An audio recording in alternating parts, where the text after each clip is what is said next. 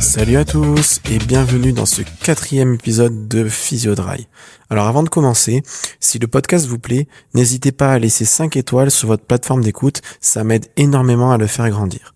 Aujourd'hui, on va parler d'une aventure humaine assez incroyable. Je reçois Jérôme, le papa de la Iron Spirit Family, que j'ai déjà interviewé pour mon magazine papier. Avec sa femme Laetitia, ils enchaînent les marathons et les Ironman. Leur particularité, c'est qu'ils courent à 3, en tractant leur fils Nathan, âgé de 15 ans dans une remorque de plus de 65 kilos. Pour comprendre ce projet, pour vous expliquer un petit peu, je vous pose très rapidement le cadre médical. Nathan est né avec une maladie génétique rare. Alors pardon pour la prononciation, mais c'est le syndrome de Beckwith-Wiedemann. C'est des complications à la naissance qui ont causé des lésions neurologiques, entraînant des troubles autistiques et un gros retard moteur. Et la maladie, elle a aussi créé un vrai défi biomécanique avec une asymétrie importante au niveau de ses membres inférieurs. Donc face à un tel diagnostic, on pourrait facilement s'effondrer. Et Jérôme, lui et sa femme Laetitia, ont décidé de faire tout l'inverse. Ils ont eu un véritable électrochoc et ils ont transformé radicalement leur hygiène de vie. Et surtout Jérôme a perdu énormément de poids, il s'est mis à courir et le sport d'endurance est très vite devenu la bouée de sauvetage de toute la famille. Et vous allez l'entendre pendant l'épisode, Nathan, lui, c'est pas un simple passager de la Joëlette, c'est un vrai compétiteur avec un mental d'acier qui lui a permis aussi d'attraper le virus de la course à pied et qui participe activement à toutes les courses de ses parents et ses propres courses pour franchir lui-même les lignes d'arrivée. Alors si j'ai tenu à mettre cette histoire en avant, c'est avant tout pour une raison simple. On choisit pas forcément les cartes qu'on reçoit à la naissance, mais on a toujours le pouvoir de choisir comment les jouer. C'est la preuve que le sport peut transformer la plus grande des épreuves en une vraie force de vie. Donc maintenant que je vous ai planté le décor, je vous souhaite une bonne écoute.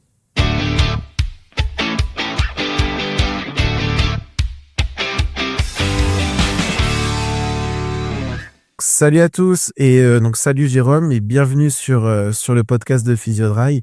Alors je suis vraiment ravi de t'accueillir aujourd'hui. Ça me fait super plaisir que tu sois avec nous parce que c'est pas la première fois que tu es dans tu es dans le magazine. Tu nous avais déjà fait un interview sur le format papier. Donc je suis vraiment ravi que tu sois avec nous. Donc avant toute chose, comment tu vas? Je vais très bien. Je suis vraiment ravi de vous retrouver et donc de pouvoir rééchanger avec vous. C'est vraiment sympa en tout cas de se revoir en tout cas.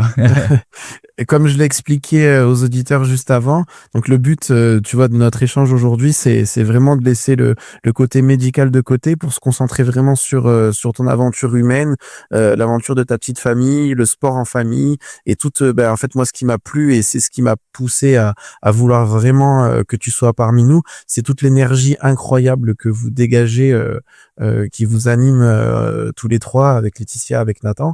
Donc voilà, je veux savoir déjà comment tu te sens aujourd'hui, comment tu vas, parce que j'ai vu que ton activité sportive, elle était assez dense. Est-ce que tu peux nous dire un petit peu comment tu te sens? On va très bien. En plus, on a eu des super nouvelles dernièrement vis-à-vis de Nathan. Donc, super. C'est super. En ce moment, là, on est sur une dynamique très positive.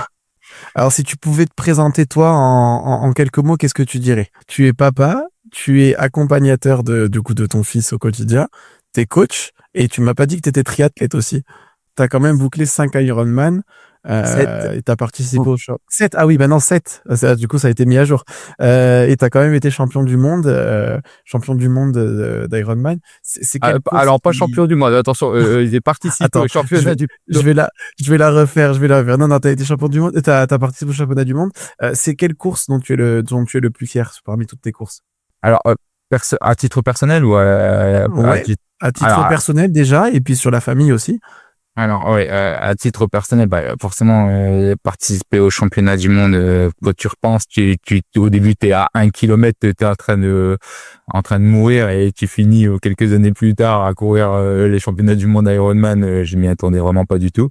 Alors je dirais que ça serait le premier marathon qu'on a fait tous ensemble en famille, dont en plus vous aviez fait la l'interview, le marathon de Paris, où en fait Laetitia, donc ma femme, courait son premier marathon, et je courais le premier marathon avec Nathan dans la remorque. On faisait Vous avez tout fait ça à l'expérience à trois, trois. voilà. Voilà, elle était incroyable, ce marathon était incroyable, parce que bon, on revient de très loin, donc du coup, pour nous, vivre ce moment-là, c'était vraiment spécial. Tu peux nous expliquer un petit peu, donc du coup quand tu es devenu papa, donc Nathan, vous avez appris que Nathan avait une pathologie et un handicap. Comment tu as construit ton histoire de sportif autour de ça?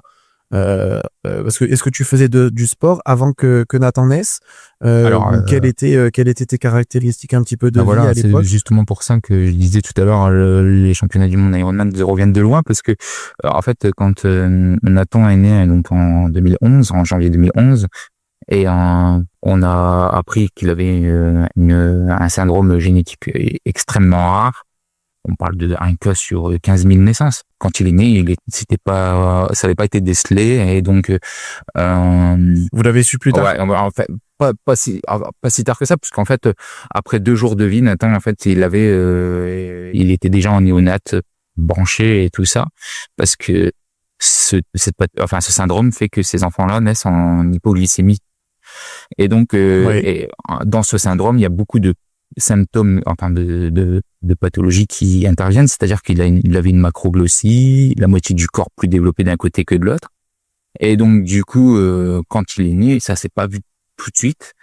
Il a pas réussi à se nourrir. Et donc, au bout du deuxième jour, comme les hypoglycémies, ils sont intervenus, Trop il important, a ça. fait des convulsions cérébrales. Et donc, du D'accord. coup, il est parti en néonat. Et donc, en néonat, il a été branché. Là, ils ont fait tous les examens. Et on a commencé à avoir déjà ce syndrome qui revenait en suspicion. Il y a eu une prise de sang qui a été envoyée directement sur un laboratoire à Paris. Puis quelques semaines plus tard, on a eu la confirmation qu'il avait un syndrome de Weidmann-Beckwith. Mais par contre, le problème, c'était que les hypoglycémies avaient provoqué des lésions cérébrales. Des pathologies, voilà, cérébrales, ouais. Et on suspecte, puisque le cerveau, on n'en sait pas encore grand-chose, que en fait, les lésions cérébrales ont pu déclencher entre guillemets un mécanisme de sécurité du cerveau qui fait que en fait il a un comportement, enfin oui, il a des comportements autistiques. Donc en fait, Nathan n'est pas D'accord. autiste génétique, il serait Non, non, voilà, ce serait des conséquences des lésions secondairement. cérébrales, en fait, un fonctionnement du Ouais, secondairement. cerveau particulier. Et bon, je veux pas Oui, oui. rentrer dans les détails sur ton, comment dire, sur comment vous avez vécu cette période, mais par contre, comment toi, du coup, cette expérience-là, qu'est-ce qui t'a poussé à, parce que j'ai l'impression que tu t'es mis au Bon. sport comme un dépassement de soi, et quel a été ton, parce que tout à l'heure j'ai fourché, j'ai dit que tu étais champion du monde Ironman, parce que moi non mais quand je lis ton histoire, et parce que du coup je m'y suis beaucoup intéressé, j'ai beaucoup parcouru votre Instagram, et j'invite vraiment ceux qui nous écoutent à aller faire un tour. Donc c'est Iron Spirit Family, si je dis pas de bêtises, parce que c'est vraiment incroyable. Tu partages ton quotidien, tout ce que tu fais et tout ce que vous avez fait, et c'est cette transformation là qui m'intéresse. Tu sais, nous le podcast il commence à bien marcher parce que on essaye, enfin j'essaye de raconter des histoires de Monsieur Madame Tout le Monde. Alors bien sûr, avec ce que tu as vécu, toi et ta femme, vous n'êtes pas Monsieur Madame Tout le Monde, mais pour montrer aux gens Mm. que c'est possible, et que voilà, tu Oui. vois, tous les gens ont aussi des histoires, et on peut mettre en avant des parcours incroyables, et c'est pas des gens qui sont présents sur les podiums. Donc c'est pour ça que j'ai fourché tout à l'heure et je t'ai parlé de champion du monde. Et du coup voilà, quel est ton voilà, mentalement, qu'est-ce qui s'est passé comme déclic qui t'a poussé à aller vers le sport dans un premier temps, parce que c'est toi qui as commencé à le faire. Voilà, en fait, du coup, quand on a appris tout ça, Donc du coup, il y a du temps qui s'est passé parce que pour arriver à ce qu'on nous dise oui, comportement autistique et tout ça, on arrive en 2013 et en fait en 2013. Donc ça faisait 2 ans. Voilà, exactement. 2-3 ans. Voilà. Et en fait, le janvier 2013, je me rappelle. Donc du coup, on s'est dit avec ma femme, et moi, voilà, après tout ce parcours-là, on nous a dit oui, il faut aller dans des organismes pour l'aider, l'éduquer, machin. Et donc du coup, on était dans une vie, franchement, quand tu passes dans cette facette-là de la vie, une spirale infernale. voilà, tu passes ton temps à des rendez-vous médicaux et puis les nouvelles sont jamais c'est pas très positif quoi. Et donc t'as voulu transformer ça en quelque chose de positif. En fait, on s'est dit avec ma femme, on s'est dit qu'est-ce qu'on pourrait faire entre guillemets pour alléger un peu notre tête quoi, alléger notre vie parce que on n'en peut plus, on passe notre temps entre guillemets travail et puis aller dans les soins, on a dû voilà. Et ma femme me dit bon, on n'irait pas courir et tout ça. Et en fait, Nathan ne marche pas encore parce que Nathan, du coup, a marché, il avait que 2 ans et demi et il était en poussette. Et donc, du coup, je vais dire à ce moment-là quelque chose qui, voilà, c'était que je faisais 135 kilos à ce moment-là. Ouais. Oui. Et j'avais. Pour aller courir, c'est pas rien pour aller courir. Je suis boulanger pâtissier à la base de métier et donc du coup dans ce milieu-là, on va pas se mentir, on fait beaucoup d'heures de travail et puis on mange un petit peu entre deux à l'arbalète comme on peut entre deux. Et donc du coup on s'est mis à courir, je faisais 135 kilos, avec Nathan en poussette, on est parti comme ça et c'était au mois de janvier. Alors, les gens nous disent, vous auriez pu faire ça quand c'est l'été, à la limite, mais non, en fait, on a fait ça, voilà, on s'est dit, bon, allez, 2013, on va changer tout. Qu'est-ce que t'as réussi? Pardon? Qu'est-ce que t'as réussi à faire sur ta première sortie? 1 kilomètre. 1 kilomètre. 1 kilomètre. Donc, c'était véridique tout à l'heure. Voilà, 1 kilomètre. J'ai encore le parcours, d'ailleurs, des fois, je passe et puis je m'en rappelle de ça et je me dis, bon, quand même, on a fait du chemin. Maintenant, ça me fait 1 kilomètre et je suis arrivé au bout du 1 kilomètre et j'étais tout rouge, j'étais en transpiration, ça y est, mon cardio, il devait être en train d'exploser. T'étais en zone 5. Ouais, exactement. Et donc, on a fait ça plusieurs fois. Et attends, qu'est-ce qui se passe quand tu termines ta première sortie, 135 kilos, 1 kilomètre, et ton fils dans la poussette? Et ta femme aussi, à côté de toi. Je suis quelqu'un d'assez, comment dire ça, radical. C'est-à-dire que quand j'ai décidé de faire quelque chose, et je le fais jusqu'au bout. Je vais pas m'arrêter, en fait. Donc, on a refait 1 kilomètre. On a même fait dans la neige. J'ai dû porter une fois Nathan avec la poussette dans la neige et tout ça.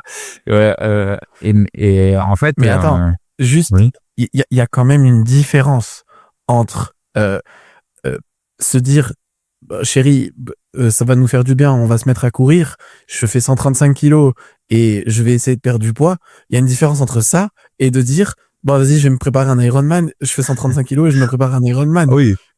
Qu'est-ce qui s'est passé dans ta tête? Ce qui est bien dans la course à pied, c'est que quand tu commences, surtout quand tu fais ce genre de poids, c'est que tu perds assez vite du poids sur la balance. Donc en fait, au début, ça va vite au début. Il y a un truc assez addictif, c'est que quand tu vas sur la balance, je vais pas mentir, moi en 6 mois, j'ai perdu 60 kilos. Et oui, après c'est vertueux, voilà. Bien sûr, parce que plus tu cours, plus tu maigris et plus tu maigris. Après, je pense que t'as pas changé que ça. Non, voilà, tu changes ton alimentation aussi et tout ça. Donc en fait, tu commences, tu vois que au bout de 1-2 semaines, tu commences déjà à perdre du poids. Et donc tu te dis bon, c'est super. Donc on va peut-être même essayer de même mieux manger parce que du coup ça va accélérer un peu plus encore la perte de poids. Et donc tu vois que tu perds du poids et en fait en 6 mois j'ai perdu 60 kilos. Et et en plus ça facilite. En plus ce qui est bien c'est que tu perds du poids, tu t'entraînes de plus en plus, donc du coup tu peux allonger un peu plus les séances. Et tu t'entraînes à chaque fois parce que la roue elle commence à en avoir marre. Oui. Et oui, parce que t'allais trop vite. Peut-être pas non plus, parce qu'au début, tu cours pas si vite que ça, 135 kilos, mais Du coup, tu courais toujours avec Nathan dans la voilà. poussette? Oui, bah oui, parce que du coup, À chaque fois. on partait à 3. Voilà. C'est ce qui a toujours été, Ah oui, donc tous les ouais, on 3. partait à 3. Donc, et Laetitia, ils te suivaient, ok, Voilà. on Ou est tous alors, les on 3. allait dans un parc. Et en fait, Et tu faisais des on tours? faisait des tours du parc. Alors du coup, on se disait, ah bah tiens, aujourd'hui, on va faire un tour du parc. La semaine d'après, on faisait 2 tours du parc et tout ça. Et donc du coup, ben après, au bout d'un moment, tu fais 10 tours du parc. Et donc tu dis, bon, on va peut-être changer quand même de On va chemin. dire, ouais, on va changer parce qu'on le connaît par cœur. Mais Ouais. non, mais en fait, c'est ça c'est comme ça que ça a fonctionné. Et après, donc du coup, tu vois que tu as perdu du poids. Et un jour, j'ai mis très longtemps avant de me décider. Et en fait, on arrive déjà à 2016. Et je faisais déjà pas mal de Donc là, sorties. ça fait quasiment 4 ans que tu t'es mis à courir. Ouais, ouais, à peu près, on va dire. Et Un peu moins, ouais, peut-être voilà, un 3 petit ans. peu. Et en fait, du coup, je faisais déjà des belles sorties. Je faisais 15 kilomètres et tout ça, mais j'avais toujours pas mis de dossard. Et en fait, D'accord. encore une fois, mon côté un peu radical, c'est que je dis à Laetitia, on arrive en décembre 2016. J'écoute, chérie, j'ai déjà réussi une fois à faire une sortie de 18 kilomètres. Je voudrais bien essayer de faire un marathon. Et là, Laetitia me dit, un marathon? Et donc, on n'y connaissait rien du tout. On savait même pas c'était quoi exactement la distance. Et je dis, ah bah c'est 42 kilomètres. On s'est renseigné et tout ça. Et je dis, ouais, j'aimerais bien essayer. Et en fait, il y avait un marathon par chez nous, dans le nord, l'île Lance, la route du Louvre. Et c'est en mai. Et donc, du coup, ben, j'ai pris le dossard du marathon. Comme ça. J'avais jamais fait de course. J'ai pas mis Sur de un coup de tête. dossard. J'ai jamais mis de dossard, rien du tout. Donc ta première course, c'est un marathon. Alors, en fait, du coup, je dis, bon, vu que ça sera le marathon en mai, généralement dans la prépa, donc je me renseigne et tout ça. Généralement, les gars, Tu mets un ils objectif ils secondaire, ouais. mettent un semi-marathon aux alentours Ouais, du, un semi, voilà, ouais. aux alentours du Un printemps. mois avant Voilà. ou Donc, 3 semaines donc, avant. du coup, à Dunkerque, un semi-marathon, je prends le dossard. Je suis arrivé sur cette course, alors on est en 2017, donc mars 2017. Et en fait, bah, et pour pas mentir, hein, parce que maintenant que je suis triathlète, vous doutez bien qu'il y a du matériel et tout Maintenant, tu ça. peux nous avouer des trucs. Voilà, Tu peux ouais, il y nous a du avouer des trucs matériel qui est mis honteux en maintenant, c'est place, bon. les montres et les ci et les là. Mais à ce moment-là, mon premier semi-marathon, je l'ai fait avec mon téléphone, une application sur le téléphone. Donc, du coup, au départ, je suis avec le téléphone pour lancer l'application pour calculer mes kilomètres. J'avais pas encore de montre connectée ou quoi que ce soit. Eh oui, oui, oui. Donc du coup, je suis parti sur le semi-marathon comme ça. Et bon, je fais mon semi-marathon à Dunkerque. Nathan m'attend sur les 300 derniers mètres, enfin les 100 derniers mètres Voilà, de l'arrivée. j'allais te demander, donc Nathan, il était à l'arrivée. Voilà, Nathan, il était à l'arrivée. Et là, il a 4 ans. Voilà, 4 exactement, ans, il est 4, tout 5 ans. petit. D'ailleurs, j'ai eu la photo dernièrement qui m'a fait ça en rappel sur Facebook. Je me suis dit, oh là là là là. Eh oui. Et on le voit, il est tout petit. Et donc, du coup, on fait les 100 derniers mètres à deux et je fais mon premier semi-marathon. Donc, comme ça, c'était mon premier Donc, il dossard. marche avec toi pour Voilà, on finit la à deux. course. Ah, mais il court. Nathan a toujours et donc, Nathan, quand il voit une ligne d'arrivée, il court. Même puis, il court. voilà, il a couru les 100 derniers mètres avec moi sur la ligne d'arrivée du semi-marathon à Lyon. Et du coup, tu franchis la ligne et tu te dis, je vais l'emmener avec moi sur les courses. Alors, on n'est pas encore sur cette démarche-là. Il a pas encore, je sais pas comment tu l'appelles, c'est la barquette ou le chariot, je sais La pas, remorque, on le l'avait pas fauteuil. encore à ce moment-là. La Non, remorque. on l'avait pas D'accord. encore à ce moment-là. Ouais, je sais pas comment ça s'appelle. Bah, ouais, c'est Ouais, pas ouais. vraiment une joëlette parce qu'une joëlette, c'est un équipage. Mais ouais, la remorque, non, on l'avait pas encore à ce Ouais, la moment-là. jouette, c'est à 4, ouais. Et donc, du coup, ben, j'ai fait mon premier marathon au mois de mai. Il faisait froid, il faisait pluvieux pour le premier marathon. Encore une fois, Nathan m'attend à la ligne d'arrivée en haut et on finit encore une fois à deux le marathon. Et là, bon, on va dire que là, l'engrenage est lancé puisque quand tu finis ton premier marathon, je crois que c'est un peu Ouais. comme tout le monde, tu as déjà envie de re-signer pour un deuxième. Ouais. C'est ce que j'ai fait, moi. Quand j'ai fini le premier, là, je me suis déjà direct inscrit pour le Ouais, deuxième. Moi, je suis c'est tranquille. une addiction. Et donc, du coup, marathon de Paris en 2018. Et donc, toujours tout seul pour jusque-là. Laetitia, elle était pas trop dans les marathons. On est plus à ce moment-là, elle était dans les Ouais. courses à obstacles. Elle t'a accompagné sur les marathons à partir de quand? Quand c'est qu'elle a fait son Alors, premier? son premier marathon, ben, c'est justement à Paris, donc 2024, marathon de Paris. C'est son premier marathon. D'accord, ok. Et, Et la première fois que ton fils, que tu as poussé ton fils ou que tu as tracté ton fils en remorque sur sur une une course course? officielle, alors la première course, c'était le semi-marathon de Paris. Voilà. En Ok. 2022, on a fait ça. Et comment tu te sens quand t'es voilà, t'es en course et t'es avec ta femme, avec ton fils et voilà, le regard des gens et toi, comment tu te sens parce que du coup, tu mets ta performance totalement de côté parce que tu peux pas performer comme tu le fais seul, forcément. Comment tu perçois le truc? Bon, je suppose que tu te sens bien, mais est-ce que tu as une appréhension particulière ou au Alors contraire? la première fois, ça fait vraiment peur parce que en fait, le souci, c'est que en plus, on avait commencé directement par le semi-marathon de Paris et il y a beaucoup, beaucoup, beaucoup de coureurs sur le semi-marathon Eh ouais. de Paris. En fait, la remorque fait quand même 17 kilos plus le poids de Nathan dans la remorque. Et, et Donc tu montes facilement là à presque maintenant, 30. on est à 65 kilos à peu près, Oui. un truc comme ça. Maintenant, hein. Et donc le souci, c'est que alors il faut vraiment que partir sur un rythme très très facile parce que surtout sur des distances semi-marathon, C'est long, hein. voilà. Donc on part sur un semi et c'est surtout pour la lucidité parce que en fait, généralement maintenant en plus dans les pelotons, beaucoup de gens courent avec des oreillettes ou avec des casques ou avec de la Oui, musique. ils te voient pas, Voilà, ils t'entendent pas. exactement. Et les organisations nous font généralement partir en arrière en disant, bon, bah, vous êtes les remorques ou les jouelettes, vous allez forcément être plus lent que les gens de devant. Ce qui n'est pas forcément toujours vrai, puisque bon, moi, Tu peux avoir un rythme voilà, j'ai correct. déjà réussi. Par exemple, l'année dernière, on a fait un 20 km à Maroilles et on a fait 1h45. Oui. Et Attends. T'as fait un combien? 1h45 Un 18 km? à 20 Sur un km. 18? Ah, un 20 km. Donc t'es en train de me dire que tu fais presque le même temps que moi, mais sauf que toi, tu traques ton fils, quoi. Après, il y a des gens qui vont vite, même il y a encore plus vite, hein, si tu veux. Il y a des gars qui font des records là-dessus. Mais en vrai, c'était même pas, c'est pas la question je voulais pas essayer spécialement de battre un record. C'est juste qu'en fait, c'est par rapport au fait que quand on nous dit oui, ben les organisations, mettez-vous en fin de peloton. Oui, mais en fait, c'est pas une question que j'ai pas envie. J'ai pas envie d'être avec les gens qui font plus de 2 heures. Oui, c'est que je vais être trop Bah rapide voilà, par en fait, rapport à je eux. vais avoir vite. Si moi, Et surtout, ils vont te gêner. voilà, si moi je cours pas en fait là, quand je cours avec Laetitia, on court sur le rythme de Laetitia, qui n'est pas mon rythme, mais donc je reste sur le rythme de Laetitia, et Laetitia, elle tourne plus à un tour de 2 heures le semi-marathon. Et donc du coup, bon, bah partir loin, ça va, mais si moi je dois courir à mon rythme, des fois, en fait, je préfère être doublé que de devoir doubler. Et Bien quand sûr. tu es sur des pelotons où tu as 60 000 personnes, euh, c'est vite dangereux. Pourtant, on a des gyrophares. Maintenant, il a un poète et tout ça. On essaie de faire le maximum. Moi, De attention, bruit, ouais. attention. Mais en vrai, la moitié Euh, des gens sont avec des casques de musique. Alors, je peux faire tout ce que je veux. Et euh, en fait, ça fonctionne pas.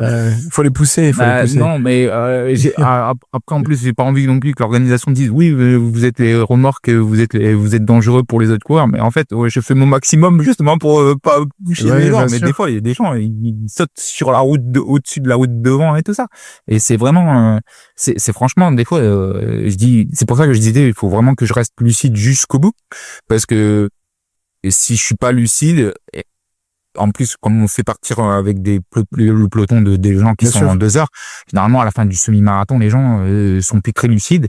Donc si moi je suis pas lucide, eux ne sont pas lucides, et je suis avec une remorque à Ça fait des 65 accidents, ouais. kilos et que j'arrive pas à la manœuvrer, ça peut vite partir en accident. Donc c'est pour ça que je passe sur mon rythme sur ce genre de course avec la remorque, parce Trop que rapide. c'est vraiment pour une question de sécurité. Puis bon, bah, maintenant, en plus, on court en famille, et je suis pas là non plus pour battre des records sur ce genre de course. C'est Mais vraiment du j'ai vu partage. là, donc là, tu me parlais de Paris. J'ai vu récemment, vous avez fait New York aussi. Oui. Vous commencez à devenir des globetrotters. Oui. Alors, du coup, depuis que maman a fait son marathon de De Paris. Paris, elle a fait le marathon pour tous, et elle s'est lancée dans le challenge d'essayer d'avoir les majors marathons. Des Ah majors. voilà. Donc, Ça, c'est la classe. gagner les étoiles. Tu peux nous expliquer ce que c'est tu peux nous expliquer ce que c'est les majors? Alors, les majors, les 6 majors, ou maintenant, ils vont passer à plus que 6 majors, mais donc, du coup, il y a les 6 majors marathons, donc c'est les, entre guillemets, les marathons prestigieux, on appelle ça. Donc, il y a New York, Londres, Boston, Chicago, Berlin, et alors, si je dis pas de bêtises, attendez, Londres, Boston, Chicago, Berlin, après maintenant, il y a Sydney qui s'est ajouté, New York, et donc voilà. Et l'objectif, c'est de tous les faire? Alors voilà, nous, notre objectif, c'est de prendre du plaisir, donc du coup, c'est le challenge de maman, donc oui, l'objectif, ça sera de tous les faire. Alors, et en plus, maintenant, puisque Nathan se met à courir aussi, bon, il va pas J'ai courir. vu qu'il avait couru avec Ouais, vous. voilà. À New York, il y avait le 5 km qui était un super beau moment parce que du coup, c'était la première course de Nathan, en dehors des kids, puisque maintenant, il a plus l'âge d'être en kids, hein, maintenant, il a 15 ans. Et donc, du coup, on a fait le 5 km la veille du marathon de New York et Nathan, donc, s'était préparé, pour courir 105 km. Et donc, on a couru dans les rues de New York avec Nathan, sa première course. Magnifique. Donc, du coup, arrivé. Je vous invite à aller sur Instagram, sur votre Instagram, il y a des photos, c'est vraiment c'est vraiment, un moment. déjà, c'est touchant et c'est magnifique. Par contre, du coup, tu me tends la perche pour ma prochaine question. On a commencé à parler d'entraînement. J'aimerais qu'on rentre un peu, dans ton quotidien. Tu peux m'expliquer ce que c'est une journée type, pour Jérôme? Alors, une journée type pour Jérôme. Donc, je suis un réveil et je me réveille très tôt, hein, donc je suis un ancien boulanger, comme je disais. Donc, moi, je suis réveillé à 5 heures du matin. Je me lève, je fais à manger, je prépare du pain et tout ça pour la maison. Nathan se lève vers 7 heures du matin, et donc 6h50 très précisément, puisque Nathan est très précis. Ah oui. Voilà. Je peux comprendre que c'est très très carré. Très millimétré. 6h50, Nathan est levé. Donc, à partir de là, Nathan prend son petit déjeuner. Là, moi, j'ai déjà donc fait à manger, préparé tout ce qu'il fallait pour la journée. Et il regarde ses dessins animés. 8h30, Nathan va se laver. Nathan a fini de se laver. On fait l'école. Donc, tu fais l'école. Donc, c'est toi qui fais l'école à ton fils. Voilà. On est avec le CNED, donc ce que les gens ont connu pendant le confinement, je crois. Le CNED. C'est ça. Et donc, du coup, on fait l'école à la maison, donc on travaille. Là, il y en a un 3e, donc le programme est assez lourd en ce moment. Ouais. Donc, ça te remet à jour toi aussi, du coup. Ah oui, et là, je repasse le brevet. Du coup, tu fais ça jusqu'à la fin de la journée. Alors, on fait ça jusqu'à la fin. Alors, Nathan a un rythme très très élevé. Et c'est-à-dire que c'est pas le même rythme que dans son système autistique. C'est des enfants qui j'aime bien avoir un rythme très très très très, très être rapide. chargé. Faut que ça carbure. Ouais. Donc du coup, généralement, alors on travaille pratiquement tous les jours sauf le week-end. Vers 10h30, on a terminé la matinée. Et 10h30, moi, donc du coup, l'école est terminée. Des fois, ça déborde, hein, en fonction du programme. Mais donc, du coup, si maman, puisque ma femme est infirmière libérale, est en repos, je sors en extérieur courir, ou alors, je fais tes séances. Je fais ma séance du matin. Et donc après midi on mange, je fais la sieste, et je fais des micro-siestes, donc ça va très vite. Et vers t'as raison, c'est parfait. 13h, c'est bien pour la santé. Voilà, 13h30, soit on fait encore du travail scolaire avec Nathan, où il a des passages d'examens à rendre par des contrôles. Ouais, voilà, il a tous les mois lui, hein, donc tous les mois c'est un rythme, toutes les matières ils appellent ça une unité, il doit valider les unités. Et donc du coup on fait ça, et donc moi je fais ma 2e séance de la journée, donc c'est Généralement, Donc tu t'entraînes tu t'entraînes 2 fois par jour. Un peu plus, même des fois. Quasiment. Là, aujourd'hui, par exemple. Donc tu t'entraînes 2 fois par jour, tu fais l'école à ton fils, tu lui fais à manger. Tu fais à manger pour le soir aussi? Oui.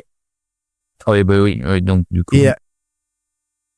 Et tu fais aussi les soins aussi à ton fils? Voilà, alors c'est ça, on doit jongler aussi avec les soins médicaux, les rendez-vous médicaux. Donc là, lui, il est suivi par une psychomote et ergo. Et entre temps, là, par exemple, là, alors il y a aussi ces séances à lui, parce que maintenant, du coup, voilà, j'allais te dire, il me manque le plus important, c'est que Nathan s'entraîne, parce que tu as dit qu'il avait fait son 5 km à New York, donc tu lui fais, ça représente quoi? Alors moi j'ai regardé un petit peu sur ton Instagram, c'est beaucoup de séances sur tapis de course, ou en extérieur peut-être quand la météo le permet. Mais ça ressemble à quoi une séance pour Nathan? Alors Nathan, comme je disais, nous on est très très très très carré. Donc du coup, pour que ça fonctionne bien avec Nathan, c'est qu'il faut toujours avoir une routine, non, quelque chose, un challenge. Un challenge, d'accord. Faut le stimuler. Voilà, exactement. En fait, on doit inventer des jeux. Donc papa, il doit être aussi créateur de jeux.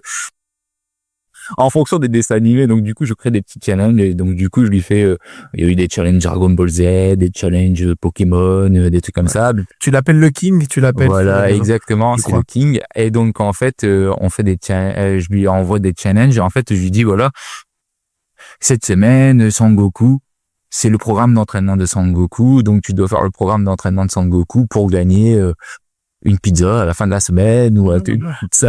D'accord. Et s'il a validé ses kilomètres ou ses allures, c'est bon. Alors pas forcément, on parle pas, j'ai pas trop parlé en allure mais c'est juste qu'il doit valider les entraînements. Voilà, je lui dis voilà, cette semaine tu dois faire 3 petites PPG. Donc c'est assez simple parce que bon, Nathan, en termes de motricité, c'est un peu compliqué. Donc j'essaye de faire en fonction de ses capacités, ou de temps en temps j'essaye de mettre un petit peu de piquant justement pour aussi le sortir un peu de sa routine. Mais donc c'est course à pied, et il a son vélo d'appartement, et donc il va du vélo d'appartement aussi. Et lui en plus il est vachement compétiteur. Ah, et il est beaucoup plus compétiteur que qui que ce soit dans cette maison. Peut-être même trop, ouais. Voilà. Trop. C'est-à-dire que Nathan, maintenant, en plus, il a une montre connectée aussi, donc du coup, ça y est. Ah ouais, ça stimule encore plus. Il doit regarder tout le temps ses nombres de pas. Là, maintenant, c'est-à-dire qu'il se fait des compétitions envers lui-même et envers nous en plus. Donc, oui. Donc, c'est-à-dire qu'il a son compteur de kilomètres de l'année dernière. On l'a affiché sur son ardoise. Donc cette année, bien sûr, il faut battre le compteur de kilomètres. Et puis il regarde les séances de papa, de maman. Bon, t'as fait autant, ton cardio il est monté à autant. Est-ce que c'est normal? Il analyse tout. Ah ouais, non, Nathan est très porté sur les chiffres. Donc du coup, imagine avec une Garmin ou une montre connectée, il a tous les chiffres de tout le monde qui s'affichent sur son fil d'actualité. Et il dit lui il a couru nanana. Eh oui. Donc c'est hyper compétiteur. Du coup, c'est hyper touchant ce que tu racontes, c'est hyper profond.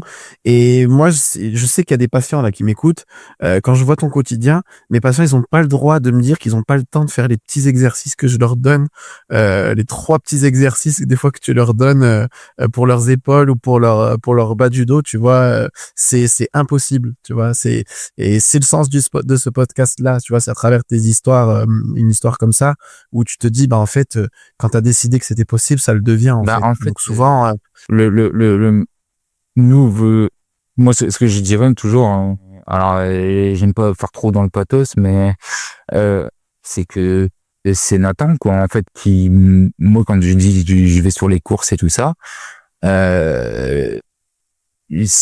n'aurait aucune je veux dire, c'est lui qui porte tout quoi en fait. Donc en fait c'est lui qui nous a entre guillemets par le côté c'est lui la base, par sa vie, par ce qu'il a fait par les problèmes qu'il a eu dès son premier jour de vie quoi en fait, et maintenant ce qu'il fait, je veux dire maintenant aujourd'hui nous il nous parle de là, alors là maintenant il prépare son 10 km quoi, je veux dire il prépare un 10 km, donc là et puis on parle de préparer, c'est-à-dire qu'il parle pas simplement de courir. Lui, il veut courir, mais avec un chrono. C'est-à-dire que il se met des compétitions envers lui-même. Il veut un objectif. Voilà. Et lui, les courses, pour lui, une course, déjà, papa, on est à la ligne d'arrivée. Si on arrive à la ligne d'arrivée et qu'on n'est pas en train de sprinter, il comprend pas. Lui, c'est un sprint. La ligne d'arrivée, il faut arriver. C'est le sprint. C'est la fin. Ah ouais, faut finir. C'est toujours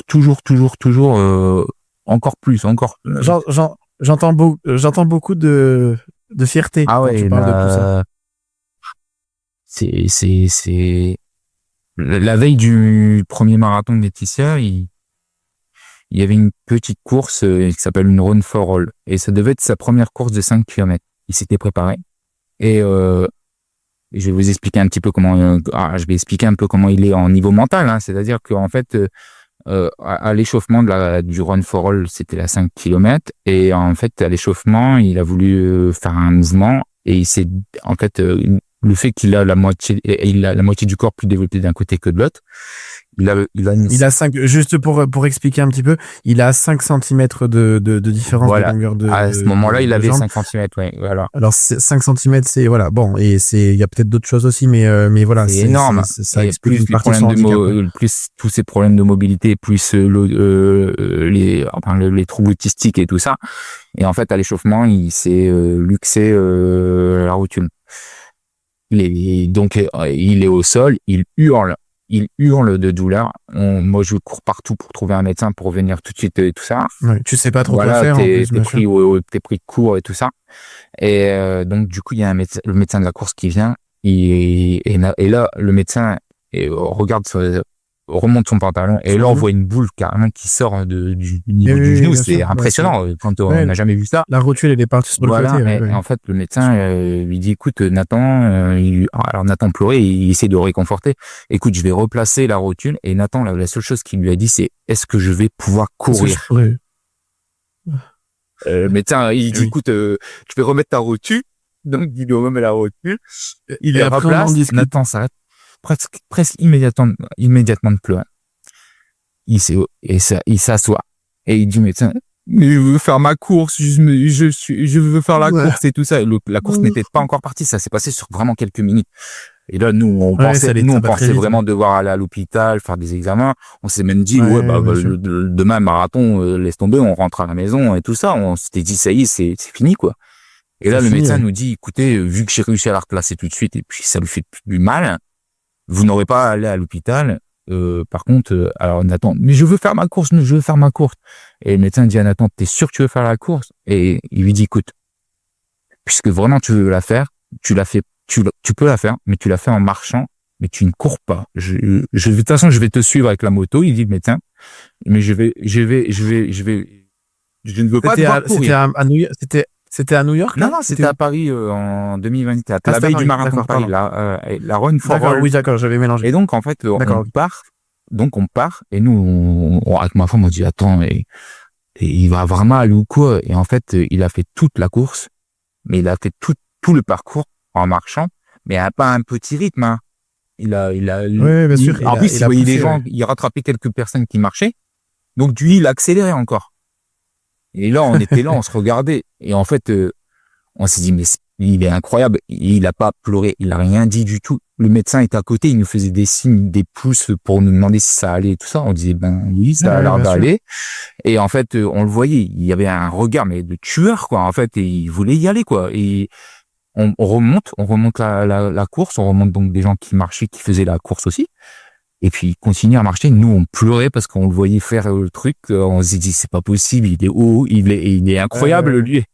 Et même mentalement, il est trop fort. Il est très, très fort. Et donc, du coup, on arrive jusqu'au bout des 5 kilomètres. Là, je prends sa main immédiatement parce que je l'ai senti en fait, il a vu l'arche. Et en fait, il s'est dit, je veux courir. Et je vais y aller. C'est l'arche. Il faut que j'accélère. Et en fait, je lui ai dit, non, Nathan, tu peux pas courir. Et il dit, mais papa, c'est l'arche et tout ça. Et je dis, mais oui, mais non, tu peux pas courir. Et le médecin, il a dit que tu pouvais pas et tout ça.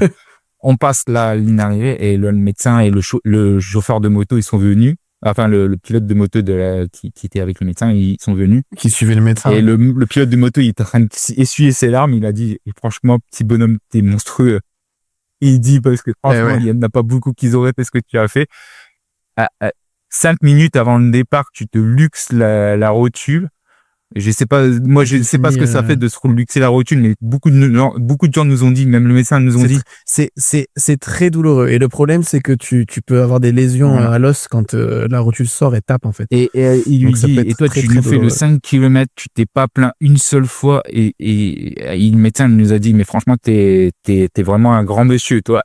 T'es un surhomme. Ouais. Et donc, c'est pour ça, comme j'explique, en fait, maintenant, même, alors le jour même, je dis à ma femme, je dis, écoute, chérie, demain, c'est ton premier marathon. Je dis, il t'a pas vraiment laissé le choix de finir ou pas finir. Là, je crois que la question ne se pose même plus.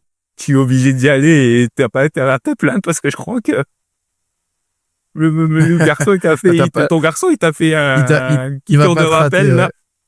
Donc du coup, Nathan, voilà, il a terminé son premier 5 km. Tu nous as laissé apercevoir aussi qu'il voulait aller sur du 10. Comment il va et est-ce qu'il y a eu tu nous as parlé d'une nouveauté et tu veux nous en parler un petit peu plus? Nathan, alors en ce moment, ça va. Il est super content. Il a eu une très bonne nouvelle la semaine dernière puisque on est suivi depuis quelques années maintenant par une institut sur Berck et en fait il a eu une petite opération en 2024 qui permettra jusqu'à la fin de sa croissance de peut-être résorber la différence de longueur au niveau de ses jambes. Puisque bon, comme on disait, il avait 5 cm à un moment. Et là, en fait, la semaine dernière, donc du coup, il est opéré en 2024. Donc, et comme il va avoir, c'est ça, on dit que chez les garçons, à 16 ans, la maturité, en tout cas, la croissance est terminée. Donc, il a refait une série d'examens la semaine dernière. Et donc on a pu retirer encore 1 centimètre sous sa chaussure, et donc ce qui fait que maintenant puisqu'il y a une compensation au niveau de la hanche, naturellement on peut compenser jusqu'à 1 centimètre. Donc il a sur papier, enfin sur radio, encore 3 centimètres d'écart. Et là la médecin, nous a dit qu'on pouvait mettre maintenant en termes de compensation 1,5 cm, ce qui nous permet en fait de ne plus avoir de se chausser normalement. Alors on doit encore prendre des chaussures quand même de type montante, voire des chaussures un peu comme les de basketball pour en fait pouvoir mettre la semelle de 1 cm. Mais il peut mettre des Air Jordan. Exactement. Il peut mettre des Air Jordan. Voilà. Ça, c'est la classe. Et donc, du coup, parce que là, jusque-là, on devait tout le temps passer par cordonnier pour rajouter une semelle en dessous de 1 cm, plus les 1,5 cm dans la chaussure. Et là, maintenant, il n'y a plus besoin de passer par une semelle extérieure. Il a que 1,5 cm dans la chaussure. Et donc, monsieur, maintenant, il espère l'année prochaine ne presque plus avoir de compensation, voire une toute petite, mais qui permettrait d'avoir les baskets dont Nathan nous parle tant, c'est Skechers. Vas-y. Oui. Vas-y. Oui, donc du coup, il est. Tu dis juste et maintenant donc du coup, il a plus que 1,5 cm et il peut avoir des baskets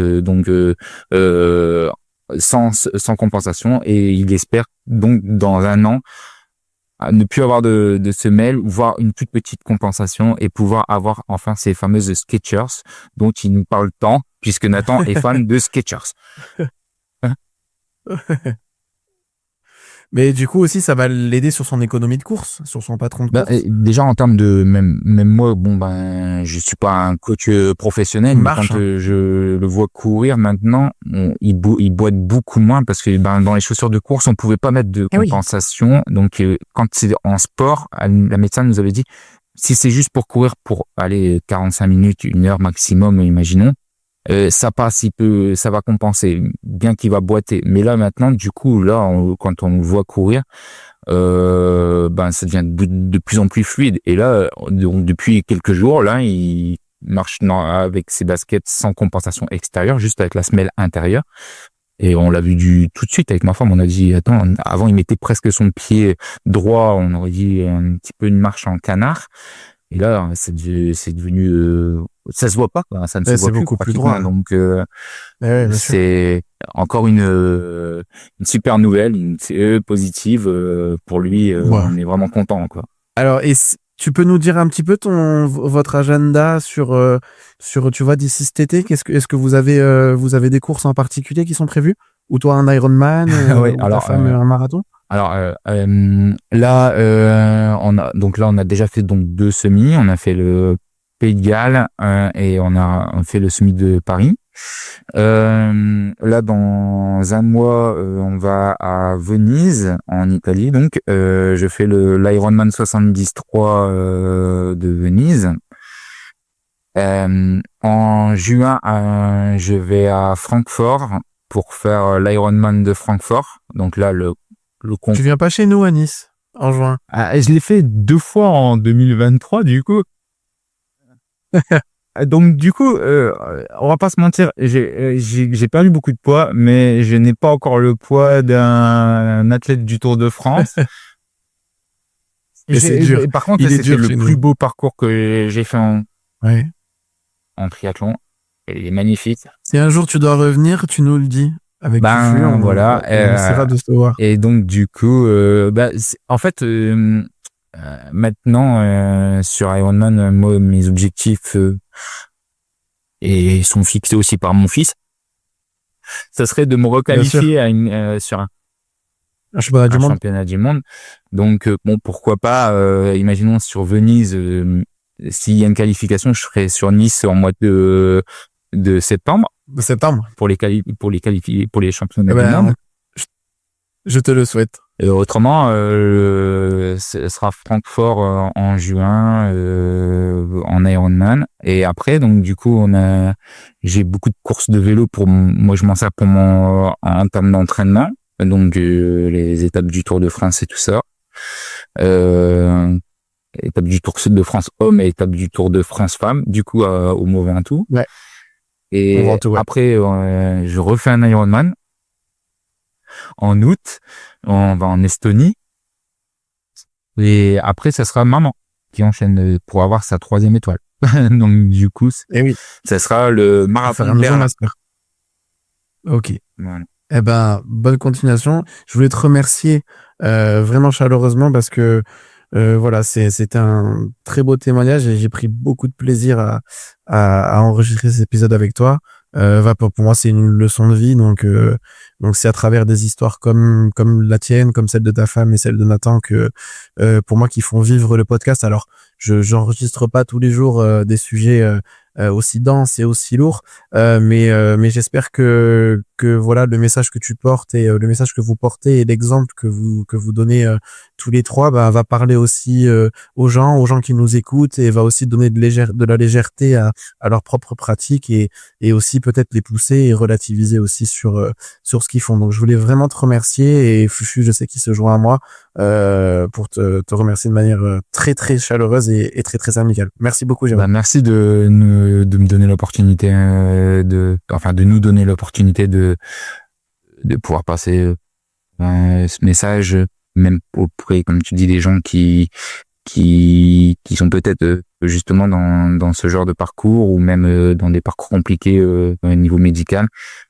On peut toujours s'en sortir. En tout cas, on peut toujours apporter du positif par le sport ou même par une autre activité créative.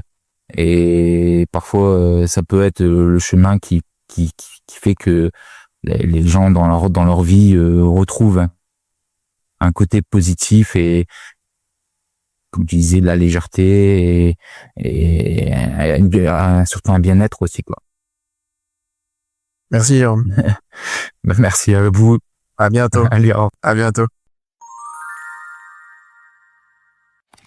Je voulais remercier encore une fois Jérôme d'avoir pris le temps de répondre à mes questions et de participer au podcast. C'est vraiment l'exemple type des personnes que j'ai envie de mettre en avant grâce à cette émission.